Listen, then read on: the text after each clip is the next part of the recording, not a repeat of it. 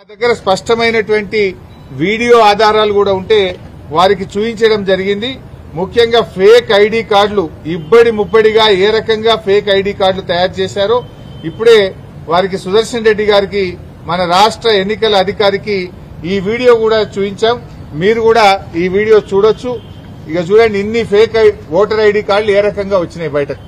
ఈ voter ID కార్డులు ఇన్ని కుప్పలు కుప్పలుగా బయట ఎట్లా వస్తా ఉన్నాయి. ఇదే కాకుండా ఇంకొక వీడియో కూడా ఉంది, ఫేక్ ఐడి కార్డుల వీడియో.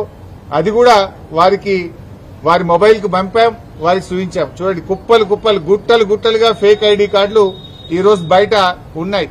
ఈ గుట్టలు గుట్టలుగా ఫేక్ ఐడి కార్డులు ఏ రకంగా వచ్చినాయి, మరి ఎన్నికల అధికారులు పోలీసులు ఏం చేస్తా ఉన్నారు, ఈ ఆధారాలన్నీ వారికి చూపించాం.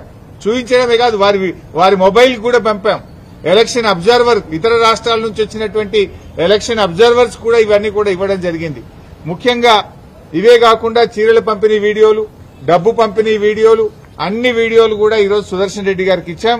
వారైతే మాకు ఈరోజు చెప్పారు, తప్పకుండా మేము యాక్షన్ తీసుకుంటాం, ఆ అధికారుల మీద చర్యలు తీసుకుంటాం, అవసరమైతే స్వయంగా నేనే విజిట్ చేస్తానని కూడా చెప్పారు.